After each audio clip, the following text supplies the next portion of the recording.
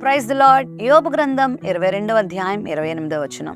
మరియు నీవు దేనినైనా యోచన చేయగా అది నీకు స్థిరపరచబడును, నీ మార్గముల మీద వెలుగు ప్రకాశించును.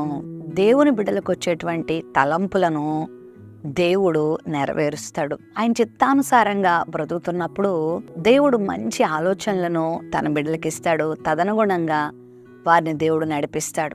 దావీదు గొర్రెలను కాసుకుంటున్నటువంటి సందర్భంలో ఒక మాట ప్రభు సన్నిధిలో ప్రార్థన చేసుకుంటాడు. ప్రభువా, నేను ఎక్కలేనంత ఎత్తైన కొండపైకి నన్ను ఎక్కించవా? ఇశ్రాయేల్ జనాంగము అందరిలో పై చేయి వారిగా, అందరిలో ఉన్నతమైన వారిగా ఉండునట్లుగా నువ్వు సహాయం చేయవా? తదనుగుణంగా నన్ను కూడా వాడుకోవా అని ఆ గొర్రెల కాపరిగా ఉన్నప్పుడు, ఆ యవ్వన కాలంలో ఉన్నప్పుడు, బలహీనుడుగా ఉన్నప్పుడు ఆలోచించుకుంటూ ఉండేవాడు. దేవుని బిడ్డలు ఆనందంగా ఉండాలి, సంతోషంగా ఉండాలి, విజయాన్ని కలిగి ఉండాలి అనేటువంటి ఆలోచన అతను కలిగి ఉన్నప్పుడు దేవుడు దాన్ని నెరవేర్చాడు.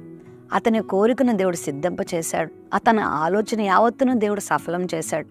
నువ్వు దేవుని యందు భయభక్తులు కలిగి మంచి మార్గంలో నడుస్తున్నప్పుడు నువ్వు ఏదైనా ఆలోచన చేసుకుంటే, నువ్వు ఏదైనా యోచన కలిగి ఉంటే దేవుడు దాన్ని నెరవేరుస్తాడంట. నీ ఆశను దేవుడు తీరుస్తాడు.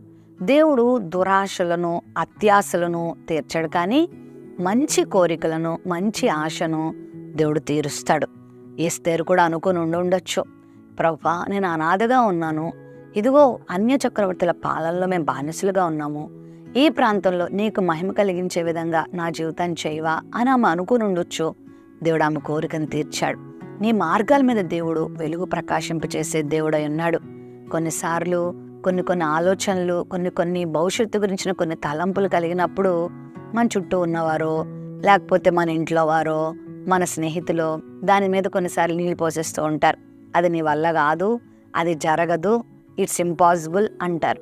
కానీ నువ్వు దేవుని యందు భయభక్తులు కలిగిన వ్యక్తివైతే నీకొచ్చే ప్రతి మంచి ఆలోచనను దేవుడు స్థిరపరుస్తాడు. కాబట్టి మంచి ఆలోచనలు కలిగి ఉండాలి.